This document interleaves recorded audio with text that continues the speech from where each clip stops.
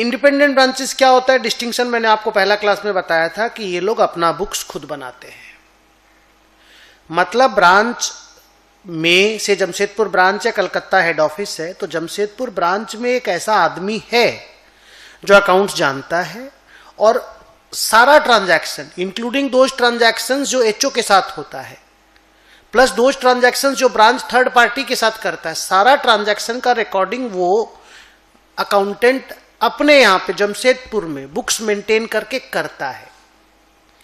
करने के बाद वो पूरा ट्रायल बैलेंस बनाता है और बना करके वो ट्रायल बैलेंस से P&L और बैलेंस शीट भी बना पाता है और फिर उस सारे डिटेल्स को वो हेड ऑफिस को भेज देता है और हेड ऑफिस उस डिटेल को अपने डिटेल्स के साथ, माने ब्रांच के फिगर्स को हेड ऑफिस के फिगर्स के साथ मिला करके कंसोलिडेट करता है ताकि पूरी कंपनी का फिगर एक साथ आ जाए और वहां से एक total balance sheet, total P&L account जिसमें एचओ और ब्रांच भी आ जाता है, तो मिलाकर के एक बनाया जाता है सो दैट इनकम टैक्स में, आरओसी में जगह जगह पे दे सके।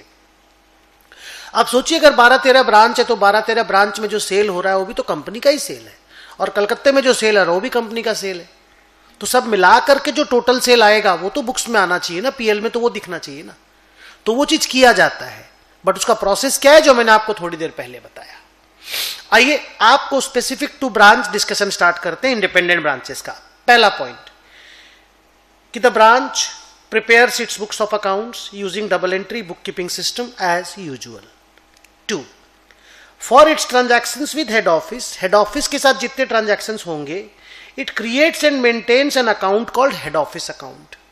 मतलब ये कि अगर हेड ऑफिस ने ब्रांच को माल दिया तो ब्रांच एंट्री मारेगा goods received from HO account debit, purchase के जैसा, टू एचओ अकाउंट, क्रेडिटर हो गया जैसे एचओ क्रेडिट में परचेज किया उस तरह का एंट्री है। देखिए goods received from HO account debit to HO, HO से रुपया मिला, मान लो ब्रांच को एचओ से रुपया मिला तो ब्रांच लिखेगा cash account debit to HO. रुपया भेजा गया, ब्रांच ने एचओ को रुपया भेजा, लिखेगा HO account debit to cash, as if head office is a third party और हेड ऑफिस के नाम का एक अकाउंट मेंटेन हो जाएगा, नाम ही एचओ अकाउंट रहेगा। आगे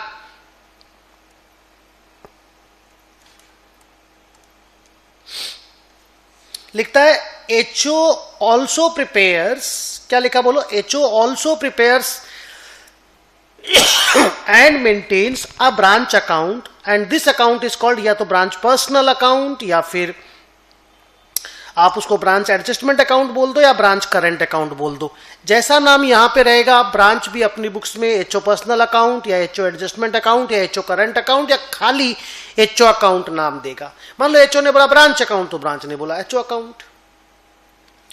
4th point, the transactions with outsiders are recorded as usual. Credit sale होगा तो debtors to sales, collection from debtor आएगा तो cash to debtors, fixed asset purchase करेगा तो fixed asset to bank, salary payment करेगा तो salary to cash, salary outstanding रहेगा तो salary to salary outstanding, depreciation तो depreciation to fixed asset. HO से रिलेटेड जितने ट्रांजैक्शन होंगे एचओ अकाउंट के थ्रू से ब्रांच रूट करेगा as if HO is a third party. अपने यहां का जो नॉर्मल ट्रांजैक्शन होगा उसको plain double entry book keeping पे रिकॉर्ड करेगा जैसे हम लोग रिकॉर्ड किया करते थे 11th-12th बीकॉम में।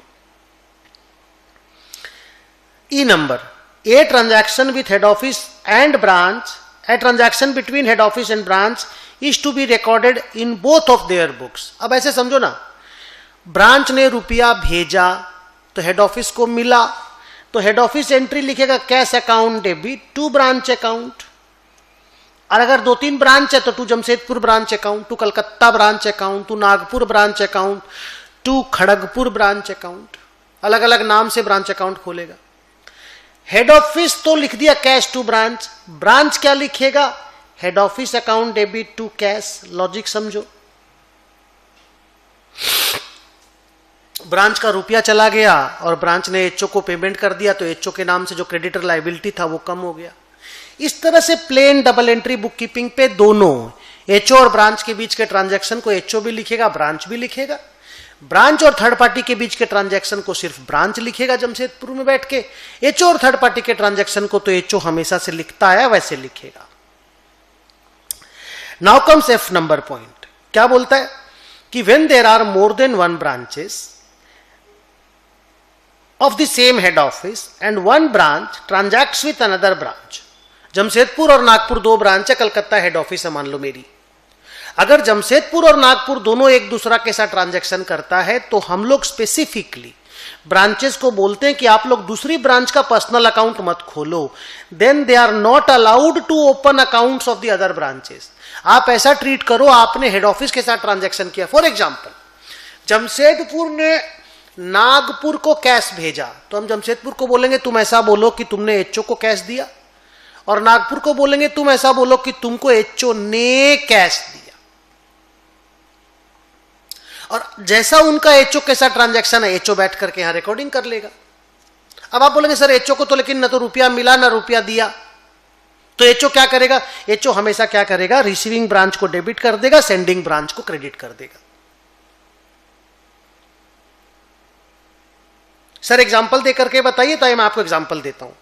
मान लो दो ब्रांच है, ये हो गया जमशेदपुर ब्रांच, ये हो गया नागपुर ब्रांच, ये कलकत्ता हेड ऑफिस। इसने रुपया भेजा नागपुर को, तो ये कैसा एंट्री करेगा? एचओ नागपुर अकाउंट डेबिट नहीं, HO account debit to cash 2000। ये कैसा एंट्री करेगा?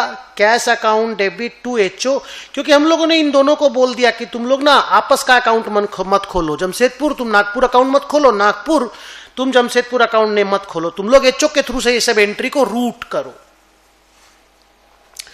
अब एचओ क्या करेगा बोलो? एचओ इस एंट्री का उल्टा करेगा, कैश टू जमशेदपुर, और इसका उल्टा करेगा नागपुर टू कैश। तो ऐसा नहीं करके हम लोग ऐसा बोलते कि receiving branch account debit to sending branch कर दो।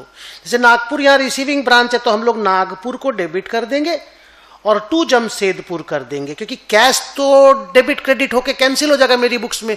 मैं मान लो एचओ हूं तो मेरे को तो कैश वैश सच्ची में मिला भी नहीं ना, तो हम खाली एक एंट्री मार देंगे, receiving branch account debit to sending branch for each such transaction.